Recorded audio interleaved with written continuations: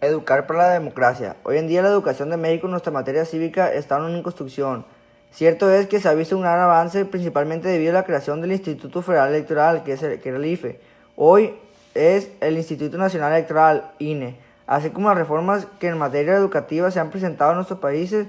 Anteriormente la enseñanza que se brindaba en las escuelas respecto a la educación cívica y a la democracia se limitaba a enseñarnos cómo es que México había conquistado su independencia de los españoles y cómo lo habían derrocado a Porfirio Díaz y sus más de 30 años de mandato presidencial con la Revolución Mexicana. Pero solo era eso, no promovían la discusión o una actitud crítica hacia los procesos políticos y económicos que se vivían en esa época, era solamente transmitir conocimientos de manera neutral, es decir, dejaban de lado toda actividad práctica del civismo, actividades que ayudaran a reforzar los valores éticos o políticos. No se promovía la participación en la sociedad, más bien se alentaba una actitud pasiva del estudiante, lo que se reflejó en su futuro inmediato. La modernización y avances en varios aspectos de la vida política, económica y social en el mundo entero ha dado pie para llevar a cabo cambios significativos en la sociedad, en la que se requiere mayor participación directa de los ciudadanos, no únicamente en el aspecto electoral, sino en que cada esfera que compone nuestro sistema social, y uno de ellos es que el aspecto educativo, en donde desafortunadamente implementó 1996 la asignatura de formación cívica y ética, primero en educación secundaria y posteriormente a nivel primaria. Dichos cambios en materia educativa han logrado ese avance que se mencionaba con anterioridad y se ha visto reflejado en la juventud de hoy en día, con un pensamiento más crítico, reflexivos, analíticos, como gusten llamarlos. Son jóvenes con más conciencia y responsabilidad democrática y social, con una conciencia plena sobre los efectos de la negativa o participación de elecciones o bien del daño que le causamos a la naturaleza si contaminamos, por ejemplo. Parte de esa conciencia es la que nos hace nuestra sociedad una sociedad más democrática y participativa de los quehaceres de la misma sociedad, lo que implica que debemos seguir educando a las personas para que sean capaces de participar plenamente en la construcción de la sociedad que en la actualidad requiere nuestro país. Debemos de construir todos una ciudadanía democrática, lo que nos llevaría a alcanzar dos objetivos. Sin educación no se puede ser ciudadano. La ciudadanía exige hoy una base educativa que se expresa como lo propone Sabater. Una formación intelectual en los valores compartidos y en los hábitos del pensamiento crítico racional que incluyen tanto la capacidad de persuadir argumentalmente como la de persuadido por argumentos excluyendo. Por lo tanto, el fanatismo de principio absoluto a priori. La escuela juega un papel central en la educación y es una estructura fundamental en el proceso de construcción de la identidad y de la socialización de los valores de una sociedad. El sistema no teme al pobre que tiene hambre, tiene miedo del pobre que sabe pensar. La función central de la educación tiene que ver con la reconstrucción de la conciencia política de las gentes, destruyendo así la manutención del pueblo como simple masa de maniobra. La educación ciudadana o la educación cívica debe de ser un tema del currículo de la escuela en las sociedades democráticas, dice Carlos Cullen. La escuela como vigencia de lo público es todavía el espacio de aprendizaje de lo común como la universal. Lo abierto y lo justo es importante considerar que existen otros espacios abiertos a la educación de los ciudadanos: hogar, el espacio urbano, la comunidad, la calle y el lugar de trabajo, que se distinguen entre sí y de la escuela por el tipo de sociabilidad que prima en cada uno de ellos. En el terreno propiamente pedagógico para Freinet, todo está por hacer o por rehacer. En el asunto de forjar al ciudadano consciente de sus derechos y de sus deberes, que sepa jugar su papel esencial como miembro activo de una sociedad democrática. Luego, reconocer que la influencia de la escuela solo cubre una parte reducida del conjunto de la vida, y que es mucho más determinante la influencia de la vida, de la familia y el medio ambiente en la formación cívica. Afirma que la moral no se enseña, se practica.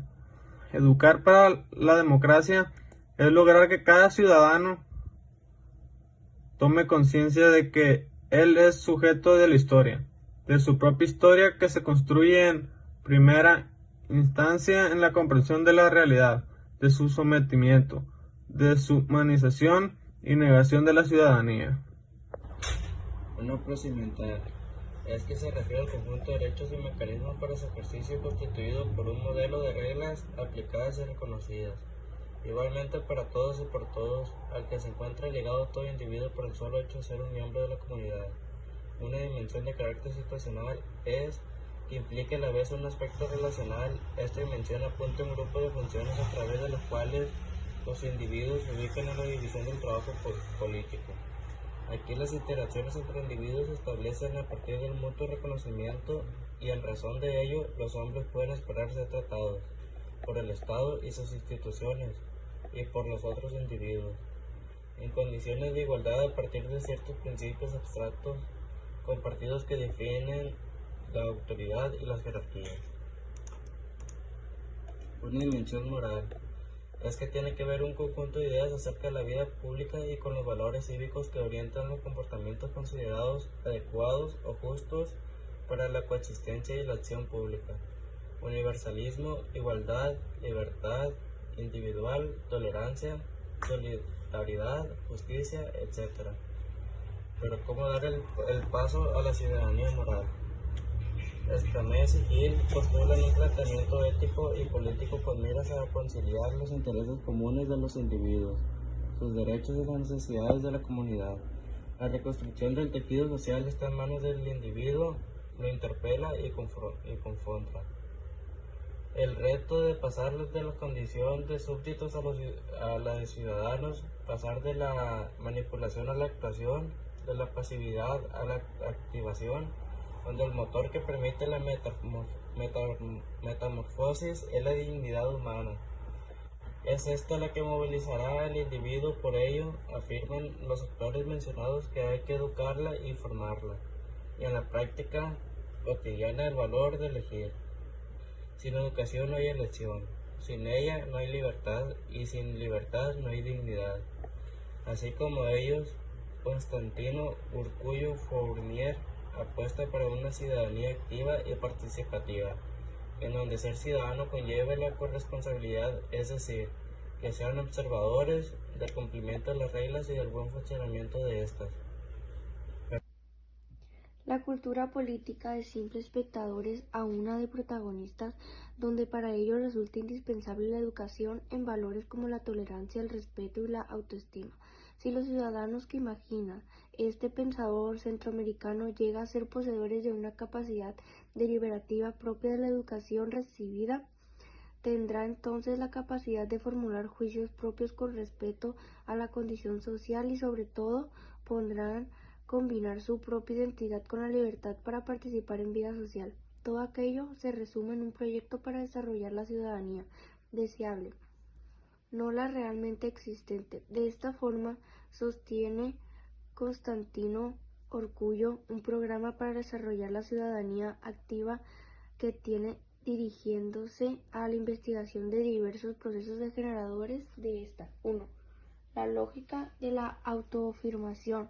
Deben analizarse aquí los elementos culturales que le permitan elaborar una visión del individuo de la vida social, que no se reduzca a la organización instrumental utilitaria de la vida colectiva ni tampoco al conformismo con la organización social. Derecho de resistencia. 2. La lógica de la pertenencia. No se trata a partir de un individualismo libre de vínculos, por el contrario se debe reconocer que deseos y preferencias individuales están estrechamente condicionados por procesos sociales, sino con los otros, reconociéndolos y siendo reconocidos por ellos como sujetos. Pertenecer no significa, sin embargo, disolverse con la comunidad en la voluntad general. 3. La lógica de la participación es el fenómeno de liberación del contraste de los discursos a partir de reconocimientos de autoestima individual. Nos inscribimos en la ruta de las conformaciones de diversas visiones parciales. 4. El principio del pluralismo, pero la tolerancia se deriva de un principio aún más general. 5. Los deberes de la responsabilidad. La libertad implica responder por su ejercicio. 6. La ciudadanía local y cosmopolita. No toda actividad cívica puede quedar reducida al marco del Estado Nacional. 7. Es el principio de la solidaridad. La pertenencia a la comunidad política y la protección social de la libertad no puede fundarse en la exclusión de importantes sectores de la población de los beneficios del progreso material, de la cultura y la participación en decisiones.